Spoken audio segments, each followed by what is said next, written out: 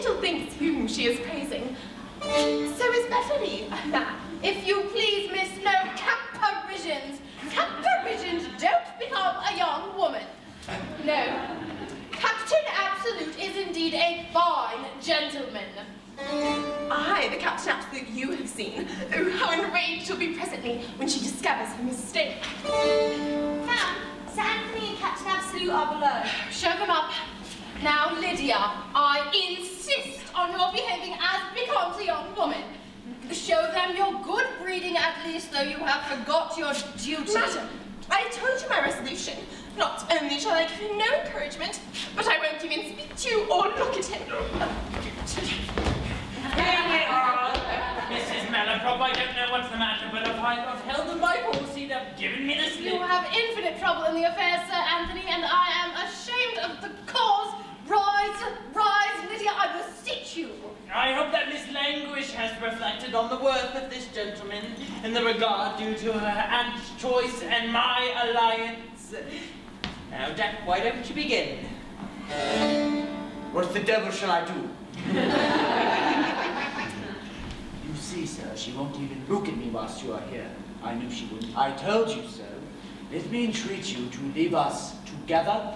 I wonder I hadn't heard my aunt exclaim yet. Sure, she can't have looked at him. Perhaps she's something blind. I say, sir, I won't stir a foot yet. I'm sorry to say, Sir Anthony, that my affluence over my niece is small. Turn round, Lydia, I blush for you. May I not flatter myself that Miss Languish will assign what cause of dislike she can have to my son? Why don't you speak, sir? I think... Madam. You see, sir, I am so confounded, so confused. I knew I would be. I told you so. The tremors of my passion entirely take away my presence of mind. But it don't take away your voice, fool, does it? Go up and speak to her directly. Shall we leave them alone together, Sir Anthony? Not yet, Mrs. Malaprop. Unlock your jaws, sirrah, orders. I think my lover seems as little inclined to conversation as myself. How strangely blind my aunt must be. Now, heaven sent, she may be too sullen to look around. I must disguise my voice. Will not Miss Languish lend an ear to the mild accents of true love? Will not... Why don't you speak out, sirrah, not stand croaking like a frog in a quinsy? Well, the excesses of my awe and my modesty, sir, quite choke me. Your modesty again. I'll tell you what, sir, if you don't speak out directly and clearly to you, I shall be in such a rage. Mrs. Malaprop, I wish that the lady would favour us with something more than a side front. So all will out, I see. I'm not surprised, my Lydia. Suppress all surprise at present. Heavens! Just Beverly's voice! Sure he can't have imposed on Sir Anthony, too. Is it possible? Oh, my Beverly! How can this be? Ah, 'tis all over. Beverly Sounds, this is my son, Jack Absolute. For shame, hussy, for shame. Your head runs so with that fellow that you have him always in your eyes. Now beg Captain Absolute pardon directly. I see no Captain Absolute.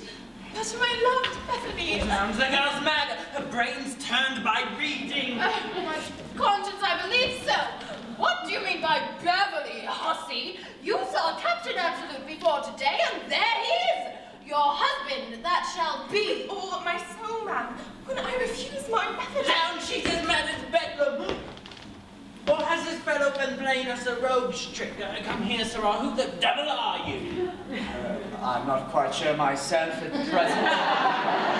But I'll endeavour to recollect. Are you my son or not? Answer for your mother, you dog, if not for me. Aye, sir, who are you? Mercy, I begin to suspect. Oh, ye powers of impudence befriend me. Sir Anthony, I am most assuredly your wife's son. And I sincerely believe myself to be yours also.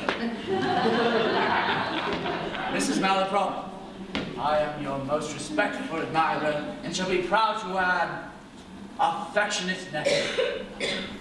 I need not tell my Lydia that she see her faithful Beverly. Beverly? What? Who, knowing the singular generosity of her temper, assumed that name and station which has proved a test in the most disinterested of love, which he now hopes to enjoy in a more elevated character. So, there will be no elopement after all. Thou art a very impudent fellow. To do you justice, I must say I've never seen a more consummate bit of assurance in my life. Sir, you flatter me, you compliment. 'Tis my modesty, you know, sir, my modesty, which has always stood in my way. I am glad you're not the dull, insensible varlet that you pretended to be, however. Glad you made a fool of your father. I am, so this was your duty and obedience. I thought it was damn sudden. You've never heard of the Worcestershire's. No, never in your life. Oh, you rascal. I'm amazed you aren't ashamed to hold up your head. 'Tis with difficulty, sir. No. I am confused, very much confused, as you must perceive. Lord, Sir Anthony, a new light breaks in upon me. Hey, what? Captain, did you write those letters then? What? Am I to thank you for the elegant compilation of an old, weather-beaten she-dragon? Oh, mercy! Was it you that reflected on my parts of speech? Yes, sir, my modesty will be overpowered at last if you don't help me. I shall certainly not be able to stand it.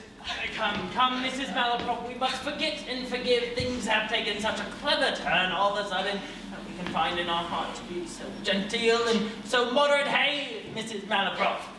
Well, Sir Anthony, since you desire it, we shall not anticipate the past. So, mind, young people, our retrospection shall be all to the future. Mrs. Malaprop, we ought to leave them. They long to fly into each other's arms. Hey, is in the lip, as I said, in the eye, you rogue, and the cheek. But use the time of life made for joy. Here we are, Mrs. Malaprop, if you'll permit me. I'm in such a mood, I don't know what I could not do. I could use a little fooling myself. Here we go, Mrs. Malaprop.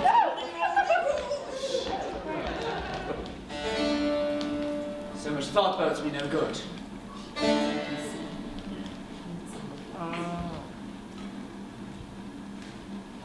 So grave, Lydia. Sir, God, the damned monosyllable has froze me. Lydia, now that we are happy in our friends' consent, as in our mutual vows. friends consent indeed. Oh, come, we must lay aside some of our romance. A little wealth and comfort may be endured after all. As for your fortune, let the lawyers make such settlements. Lawyers! I hate lawyers! Nay, then, we will not wait for their lingering forms, but instantly procure the license. License! I hate license! My love, be not so unkind. Thus let me entreat. Oh, what signifies kneeling when you know I must have you? There shall be no constraints upon your inclinations. I promise you, if I have lost your heart, I resign the rest. I have to try what a little spirit will do. Then, sir, let me tell you, the interest you had here was acquired by a mean, unmanly imposition and deserves the punishment of fraud. What? Have you been treating me like a child? Humoring my romance and laughing, I suppose, at your success? You wrong me, Lydia. You wrong me only. Sir! But I fondly imagined we were deceiving my relations, and flattered myself that I should outwit and incense them all. Behold, my hopes are to be crushed at once by my aunt's consent and approbation. And I am myself the only dupe at last. But here, sir, is the picture. Beverly's picture, which I have worn night and day in spite of threats and entreaties. There, sir. And to be assured, I throw the original from my heart just as easily. Certainly, ma'am, this is much better than being in love.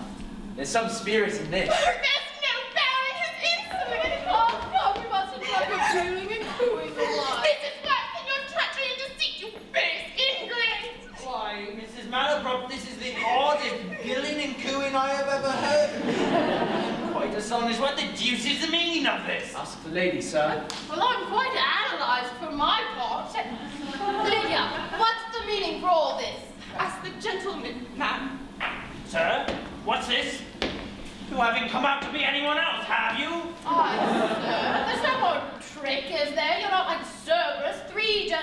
once, are you? Not letting me speak. I said the lady can account for this much better than I can.